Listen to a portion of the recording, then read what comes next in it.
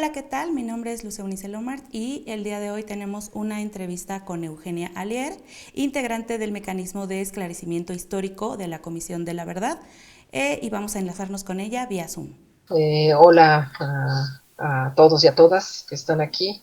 Yo soy Eugenia Lier Montaño, soy historiadora y soy eh, integrante del Mecanismo de Esclarecimiento Histórico de la Comisión de la Verdad y el Acceso, eh, el impulso a la justicia de las graves violaciones de derechos humanos de 1965 a 1990.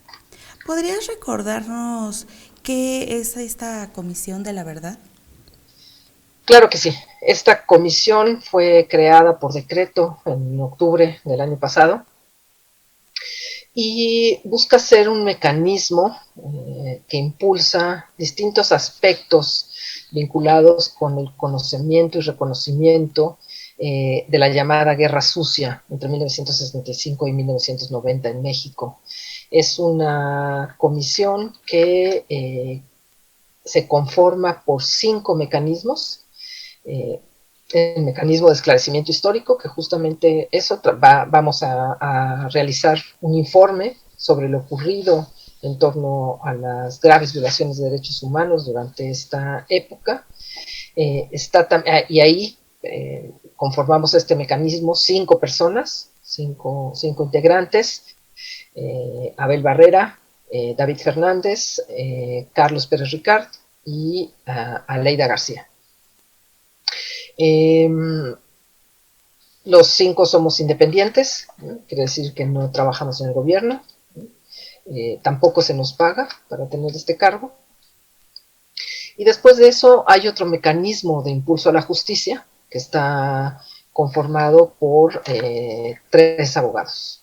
Está Ángela Butraigo, está Carlos Pérez Vázquez y está Fabián Sánchez Matos. Y ellos, bueno, justamente lo que están es tratando de tener vínculos con la Fiscalía para impulsar los procesos ya abiertos en torno a la guerra sucia, que tengo entendido son cerca de 200. Eh, También está el mecanismo referido a la búsqueda de personas desaparecidas, y este está integrado por la Comisión Nacional de Búsqueda. La Comisión Nacional de Búsqueda tenía desde hace varios años un equipo especial dedicado a las personas desaparecidas durante la Guerra Fría, ¿no? Cerca de mil personas. Entonces, bueno, ellos sí hacen parte, digamos, del gobierno, ¿no? Esta comisión es una comisión realmente muy sui generis, porque justamente tiene eso, ¿no? Tiene tanto personas independientes como gente que ya trabaja en el gobierno, ¿no? Mecanismos directamente vinculados con el gobierno. También está el mecanismo de reparación simbólica y reparación económica. Este mecanismo está compuesto por la Comisión Especial de Atención a Víctimas, que también tenía ya una parte dedicada justamente a la guerra sucia, que particularmente estaba trabajando con la gente en Guerrero, en El Quemado, en Atoyac. Y finalmente hay un mecanismo que impulsa la memoria, ¿no? La memoria histórica. Ahí están 2 personas, está Fritz Glaubner, que es un escritor, y está Gabriela Pulido, que es una historiadora, y que también hace parte del equipo de la Comisión de Memórica, ¿no? este, que justamente está dando impulso a la memoria en México en general, ¿no? Pero bueno, aquí pues se encargan de lo referido a la memoria de la guerra sucia, ¿no? Además de ello, bueno, está la Secretaría Técnica y está la presidencia, ¿no? La presidencia la lleva el licenciado Alejandro Encinas, entonces es parte de la Subsecretaría de Gobernación. Y eso, entonces es una comisión que busca dar impulso a estas 5 facetas, digamos, ligadas con el pasado reciente en nuestro país, con la violencia de Estado, que son la verdad, la justicia, la reparación, la búsqueda de personas desaparecidas y la memoria. ¿Puedes contarnos, por favor, un poco sobre el evento de campo militar? ¿Qué fue lo que se presentó? Al evento se invitó a la comisión y se invitó a los colectivos. Hacía algunas semanas que se estaban llevando a cabo pláticas con Sedena. En la comisión también está un representante de las Fuerzas Armadas, ¿no? Hace parte de la Sedena de la comisión, igual que Hacienda, por ejemplo, ¿no? Y la idea era poder ir avanzando en cómo se iba a acercar a los archivos, al archivo, digamos, de las Fuerzas Armadas, o los distintos archivos que pueden tener las Fuerzas Armadas sobre este periodo. Y como parte de esos trabajos se decidió que iba a haber un evento en el campo militar número 1, ¿no? Era un evento protocolario, ¿no? Donde iba a comenzar el trabajo, ¿no? Habrá más adelante acceso al campo militar número 1 y a otros sitios para reconocimiento, ¿no? En el cual también acudirán sobrevivientes, familiares, víctimas y colectivos de la guerra sucia. Entonces estaban invitados también estos colectivos y todas las personas a participar en esta ceremonia, ¿no? Yo creo que en términos generales no sabíamos exactamente cuáles iban a ser los discursos. Y creo que también es importante decir que había un desconocimiento digamos, de nuestra parte respecto a la presencia de familiares de militares que habían muerto, ¿no? Digamos, durante este periodo, ¿no?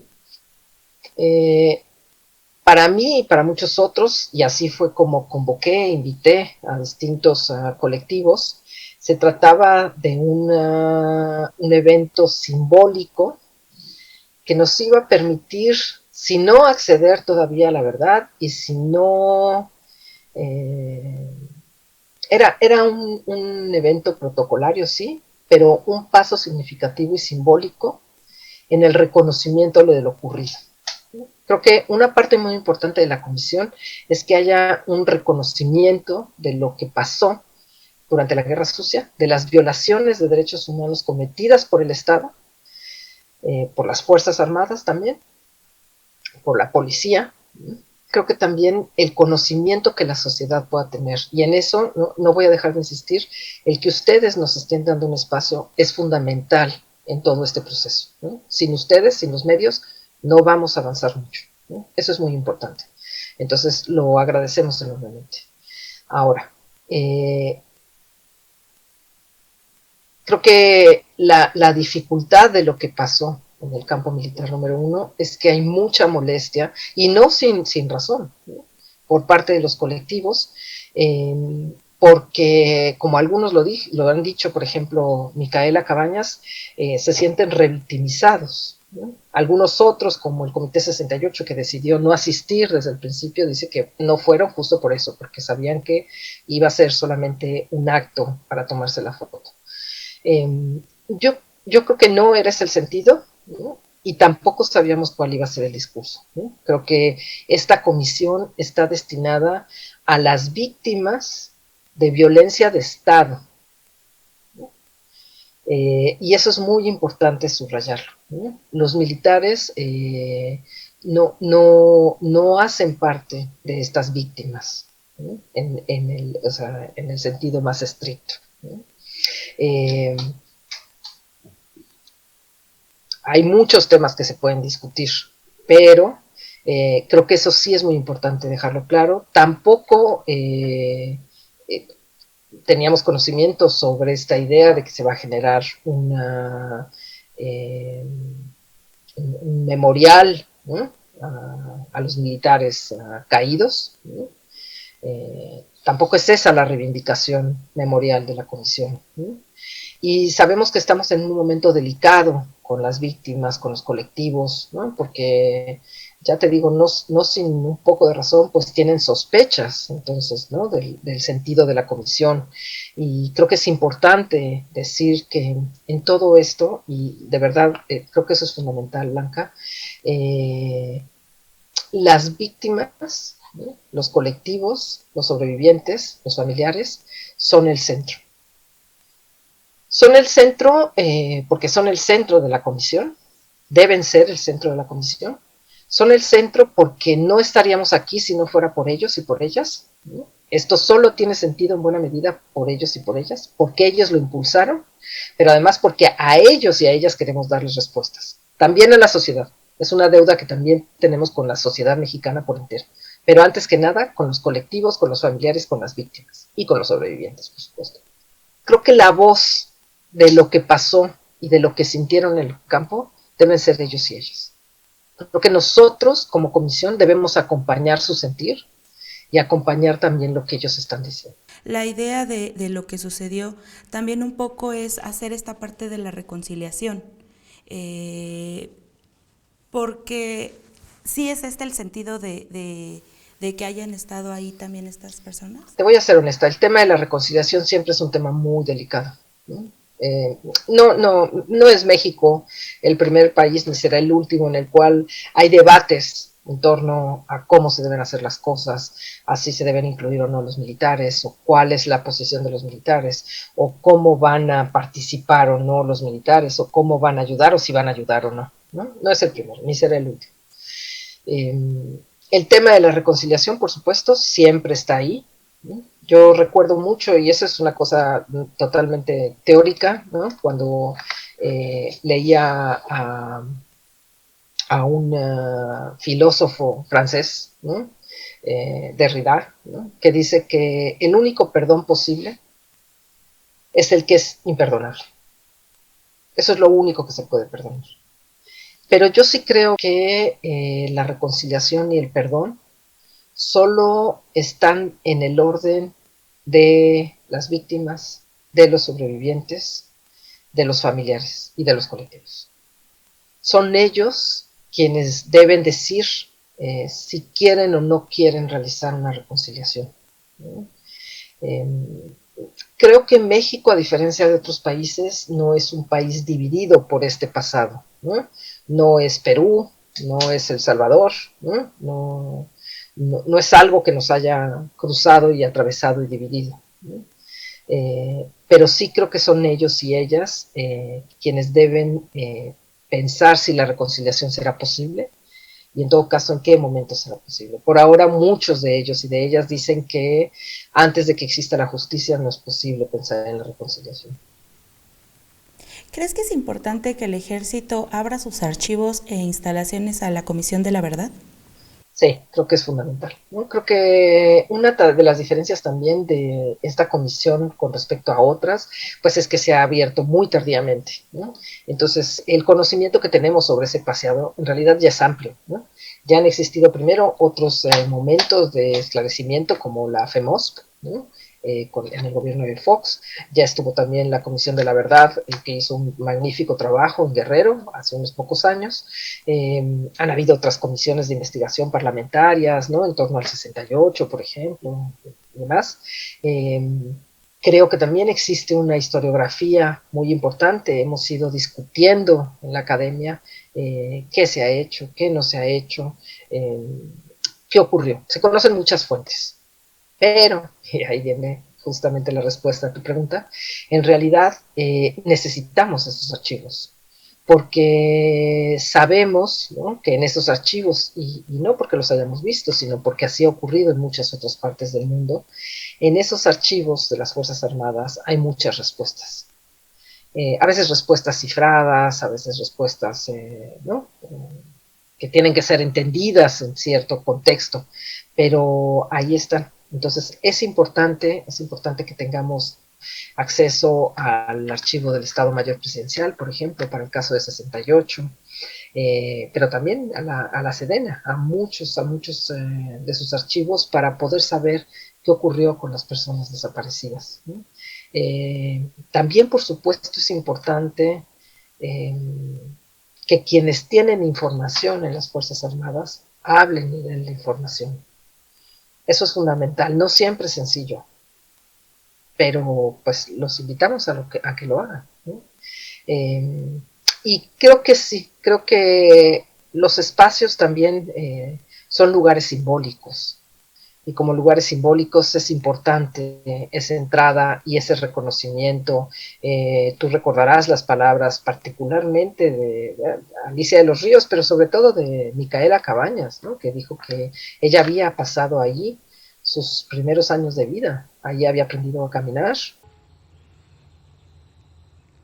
Apenas cumplía 2 meses de edad.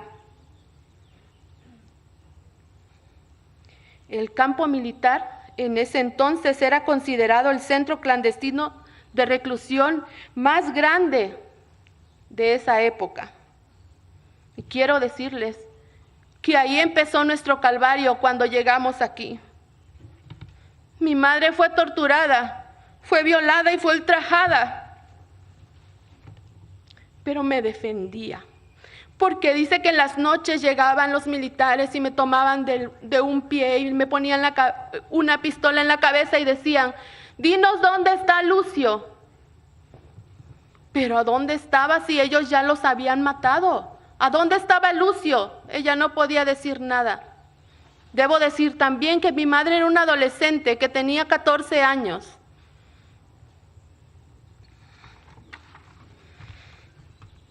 Quiero decirles también que yo llegué aquí de 2 meses y en algún lugar de este edificio yo aprendí a caminar, aprendí a correr y a decir mis primeras palabras. En este lugar y con el cobijo de mi madre y de toda la familia Cabañas que aquí nos encontrábamos en la clandestinidad, porque así lo dijeron el gobierno de ese entonces,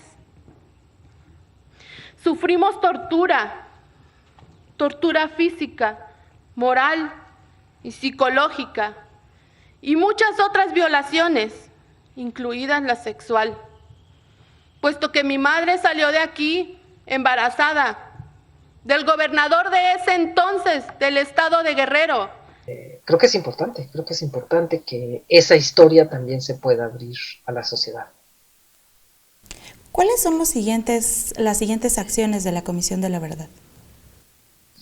Mira, hay muchas, hay algunas que son más públicas y otras que son, ¿no?, más internas. Estamos haciendo el trabajo, estamos terminando de hacer los primeros diagnósticos justo sobre esto que te comentaba, sobre qué se conoce o no se conoce de los distintos aspectos que vamos a estudiar.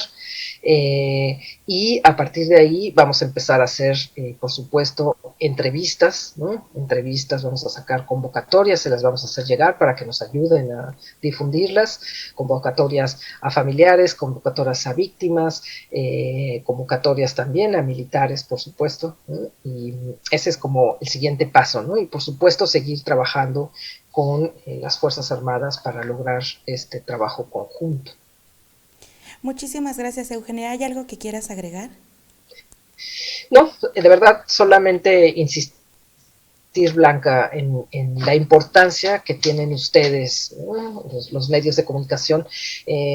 Yo creo que, ¿no?, lo que te decía, creo que es muy importante lo que podamos avanzar, ¿no?, en el conocimiento de ese pasado, en el esclarecimiento, pero sobre todo es muy importante que esto sobre todo llegue a la sociedad. De verdad, yo creo que la sociedad desconoce en buena medida lo ocurrido en torno a las violaciones de derechos humanos en México entre 1965 y 1990.